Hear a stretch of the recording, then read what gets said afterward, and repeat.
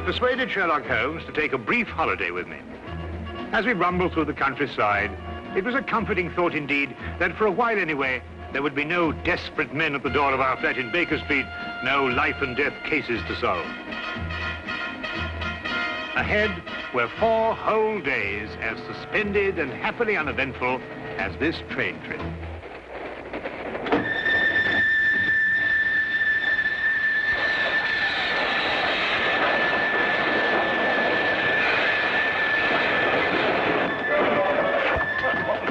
Hello, let's look. See anything? Not a thing. Well, I hope we haven't hit anything. We must be doing 30 miles an hour. Oh, we're doing more than that, I think, Watson. I thought you were asleep, Holmes. Well, not really. I was thinking about that Parkinson axe murder. You know, that unfortunate business in South Africa. And I was wondering... what? You are on holiday. Oh, yes. Yes, of course. Quite right, Watson. Quite right. Mr. Holmes? Yes, I'm Mr. Holmes. I thought I recognized your name on the reserved passenger list. Thought you might be able to help us. We seem to have had a sort of an accident. An accident or an incident? Well, I suppose you could call it an incident. But one of our passengers has disappeared. Disappeared? A boy. He was traveling with this young lady here. Paul is his name. Paul Windmaster. You must find him. I've heard you can do things like that, Mr. Holmes. Will you help me? There. I'm his governess. I should never have taken my eyes off him for a minute. But I looked in on him after he went to bed and was fool enough to imagine that everything was all right. Do you think he might have been kidnapped? Oh, no, I'm sure Paul ran away. How will I ever be able to face his father? I think you'd better sit down, Miss... Kendall. Lydia Kendall. Miss Kendall, and tell us everything from the beginning. I'm sure we can be of help. Sit down. Thank you. Tell me, Miss Kendall, what happened that made the boy run away? Mr. Holmes, have you ever heard of Paul's father, Lance Windmaster? Oh, yes, Ripsaw Windmaster, the Canadian Timber King. The papers call him that. As rough and strong a man as the trees he cuts down. Paul, not having a mother since the age of 2, has grown to be like him in many ways.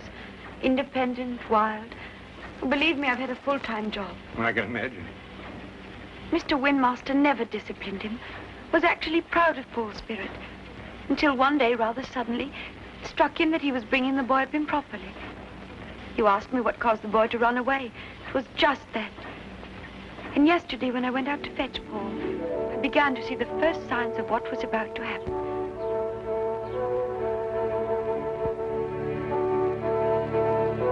Paul! Paul! Paul, you'll have to come home now and get dressed. We're all packed and ready to go. Yes, Miss Kendall. Hurry now, we can't miss the train.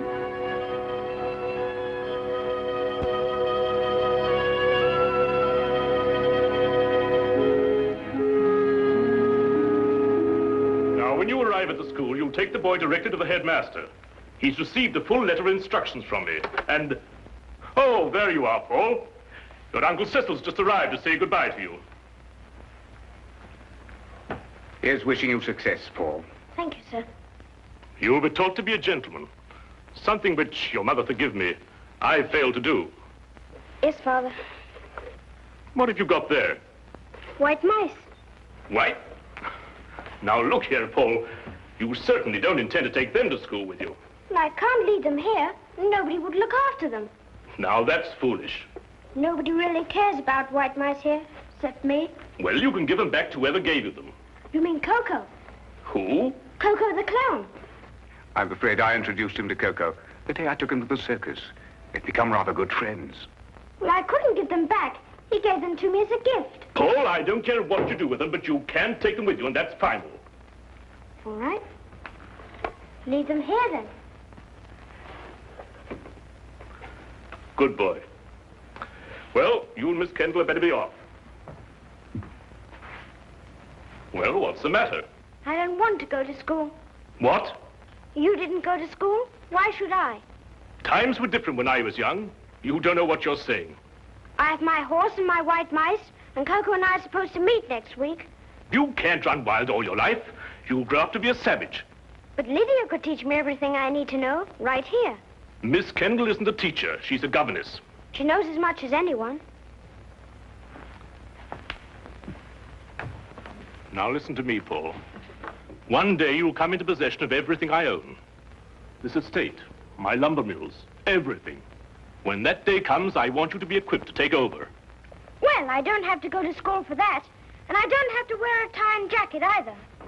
You'll wear a tie and jacket and you'll like it. And you're starting to school right now. Put me down! I don't want to go to school! I'll run away! Put me down! I'll run away! Well, Miss Kendall, are you coming? Put me down! Put me down! He boarded the train without further protest. The truth is, his attitude seemed to have undergone quite a change.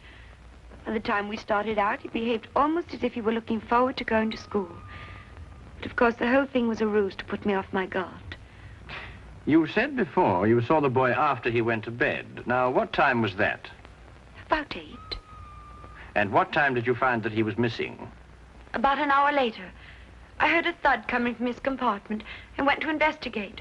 His door was locked from the inside, and I had to get the conductor here to open it for me. How we got out, I don't know, but he was gone. And of course you searched the whole train after that. Oh, every inch of it with the conductor here. I decided to stop the train when we couldn't find him.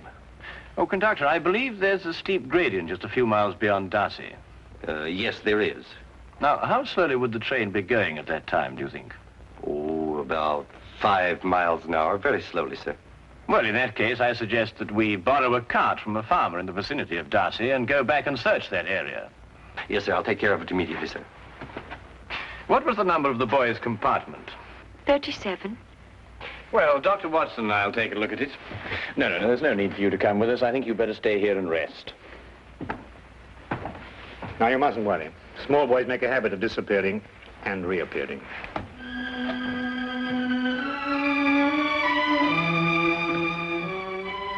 I hope so, I hope so.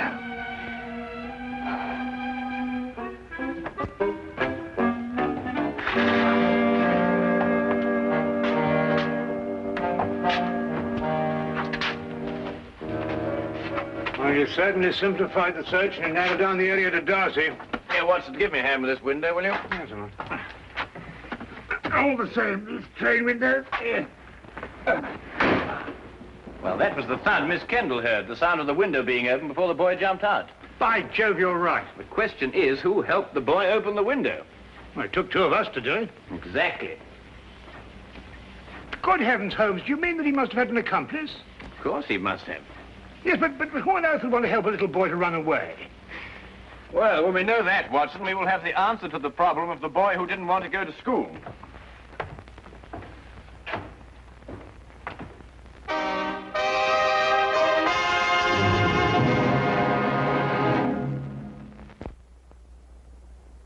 And now we return to the case of the night train riddle. Taking Holmes' suggestion, we borrowed a cart and traced the rail line back to the upgrade near Darcy. We combed the area several times without uncovering a single clue. All of us were soon discouraged and ready to abandon the search. All of us, that is, except Holmes. We've been over this stretch 3 times already, Holmes. Yes, I know, but this is the only place where the boy could have jumped off. But we haven't got a shred of evidence, not a sight of anything, nothing at all. Look, what is it? A boy's cap. Miss Kendall, would you mind coming over here for a moment? Is that the boy's cap? Oh, yes, that's his. Then it has to be here. Look, over here. Here we are, Watson. The footprints of a small boy. Holmes, look, another set. Must be the boy's accomplice. Ah, good work, Watson. They end here.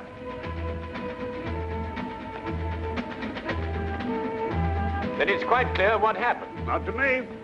Well, they obviously boarded another train, a local, I imagine, traveling in the same direction as we were.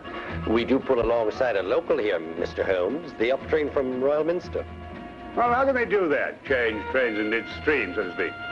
Well, obviously, Watson, if both trains were traveling slowly enough. They do. It's possible, entirely possible, Mr. Holmes. Conductor, I think you'd better telegraph ahead and have them stop that train. Yes, sir. Do you think they'll find him, Mr. Holmes? Well, we are near enough to the truth, Miss Kendall, not to have to speculate anymore. We will soon know. We began a hasty return to the night express, aboard which we hoped to catch the local. Holmes insisted that time was of the utmost importance.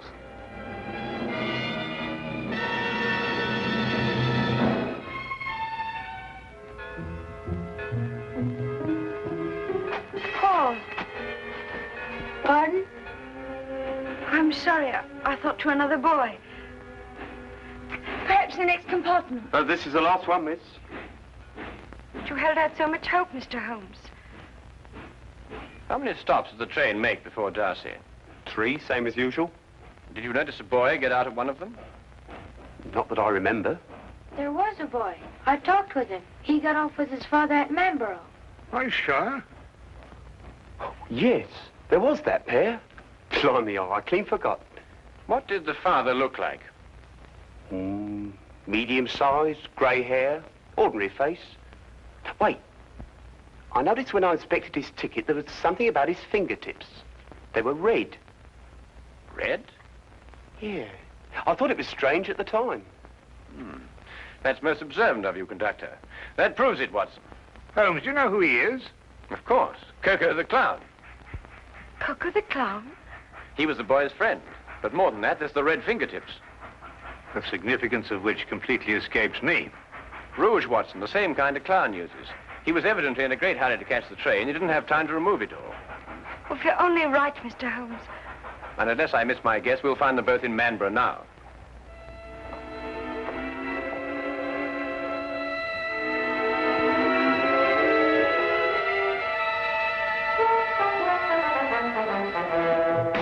Watson, Miss Kennedy is sending a wire to the headmaster of the school, telling him they've been delayed. As soon as she's finished, we can be off. What's the matter with you? You don't look like someone who wants to be taken to the circus. Holmes, do you realize it has taken me the last solid 3 weeks of pleading and cajoling to persuade you to take this trip? And now look where we end up, in Manborough. And don't you underestimate it. We can have a very exciting holiday here. Oh, holiday? We might as well have pitched attendant Lestrade's office. I know, but we couldn't very well refuse to help them. No, we couldn't have refused to help them. But when we eventually find whoever it is who's at the bottom of this thing, please remember one thing. He's my pigeon. Don't upset yourself, Watson. As soon as we can find the boy, we can continue on our journey. Oh, I'm glad you still considered that. Well, shall we be getting along? Oh, by the way, Watson, I didn't mention it to Miss Kennedy, but I believe there's some possibility the boy may be in danger. So I don't think we ought to lose too much time. Not a very convenient place to leave luggage. Holmes! You gotta wait a minute. We've left all our bags in the train. There's no time to worry about that now, Watson. Come along. But look, Holmes, we've got to get everything in them for our 4 days. All right, I'll find Miss Kendall and get a carriage, and we'll meet you in the street. Now, hurry up. Right.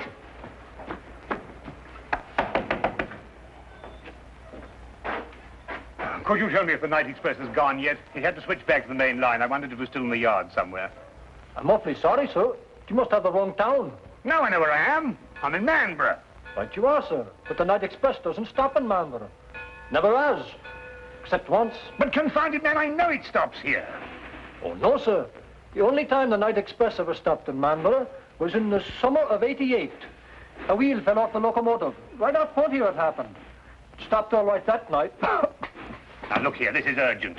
I happen to know the night express stops here because I got off the thing at this station. Now, will you kindly go and find out if it's still here? Well, I have to go down to the yard area in about 5 minutes. I'll ask the signal box. 5 minutes? Oh, never mind. Watson, come along. The carriage is waiting. But...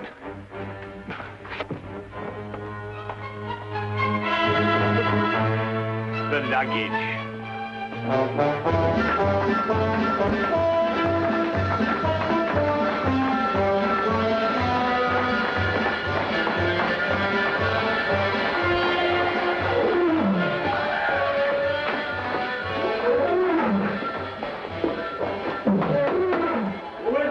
Cecil, open up.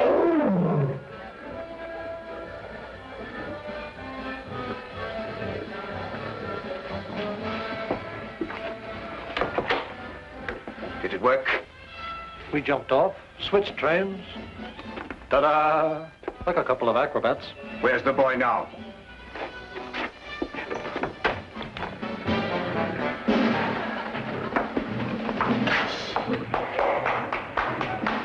Exactly where I want him.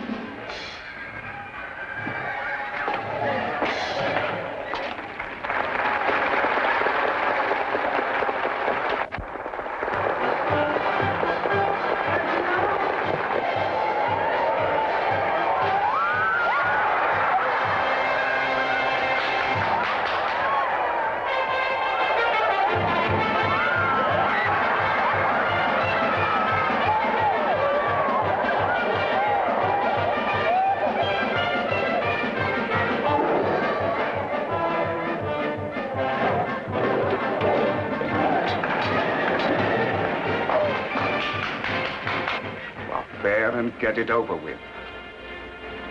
I was waiting for a down payment. How much? £100 should do it.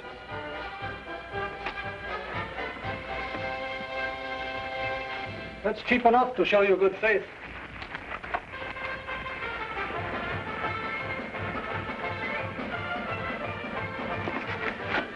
I'll expect the rest when I finished.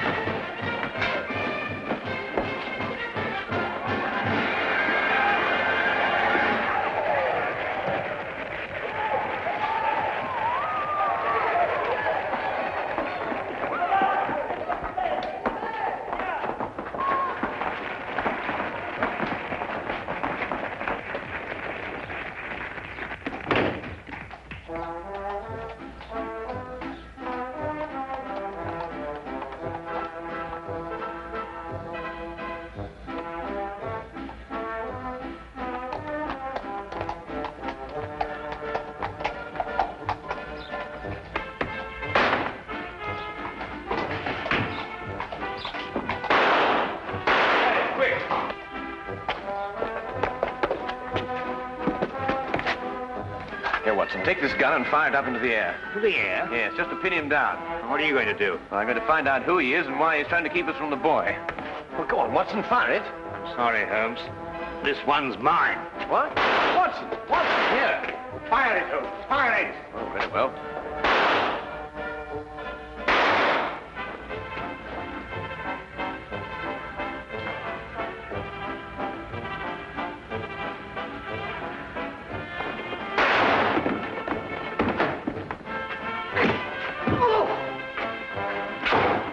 Come along, Miss Kendall.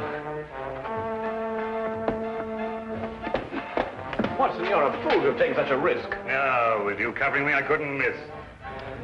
Get up.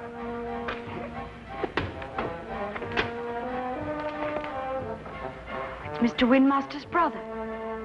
Oh, Uncle Cecil. Yes, and the first in line to inherit the Windmaster fortune if anything had happened to the boy. That's right, you would be the heir. You may not think so at the moment, Mr. Windmaster, but you're very fortunate.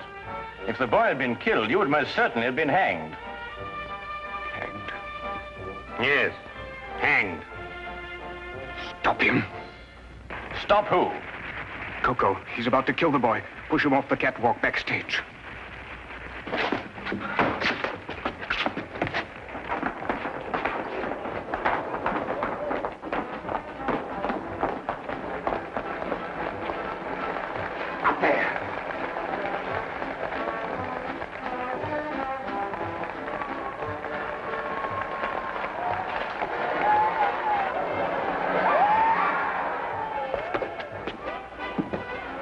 Coco?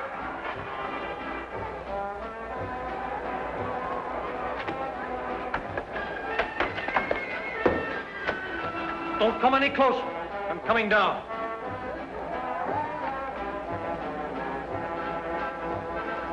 You'll never get out of here. One move to stop me and I'll kill this boy.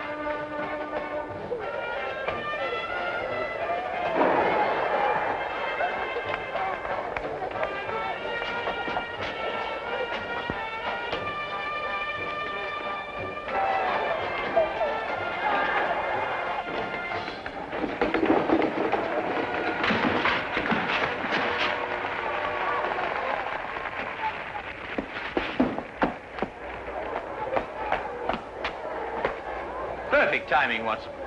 Yes, wasn't bad, even though I do say so myself. He wanted to kill me, and I thought he was a friend.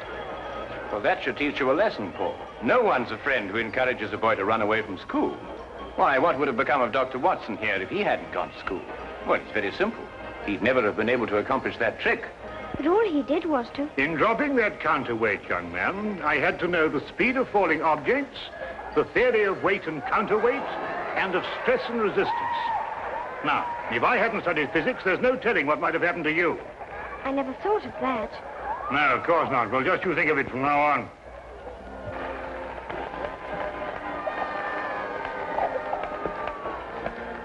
Watson, did you really have all that in mind when you pulled that rope? Oh, I was believe it, of course. Oh, did you? Uh-huh. Come on, you. And you.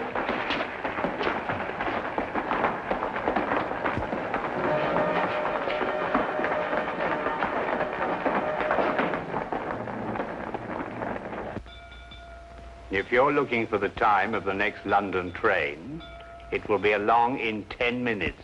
Huh? Oh, no. I was just wondering where our bags would be by this time. This train seems to be somewhat off schedule. I'd estimate that our clean shirts are about 30 miles north of Edinburgh at this moment. Oh, confound it, Holmes. Why dwell on that? Oh, don't take it so hard, old chap. We'll give it another try one of these days. Well, sir, it certainly was a shock to me. Oh, it's you again. You were right, sir. The express did stop in Manborough tonight. Can't understand it. The first time since the summer of '88. Fact is, it was running wild through here tonight, they tell me. Came roaring through on the local line first, and back through here to switch over to the main line again. Can't for the life of me figure what they were up to. Left a couple of bags on our platform. No hint of a reason, just found them there. A couple of bags, did you say? Why, yes, sir. A suitcase-like. Don't know anything about them. One marked J.W. and the other S.H. Suppose we'll have to keep them in the office for the 30 days required. My dear sir, if you'll just lead me to your office, I think I can relieve you of those suitcases within 30 seconds. My name is John Watson. Mine will be the one marked J.W. Oh, you mean, I say, and this here gentleman is S.H.? Yes. This is my friend, Samuel Higgins. Ah, well, in that case, sir, if you'll come along to the office and identify the contents, I'd be glad to get them off my hands.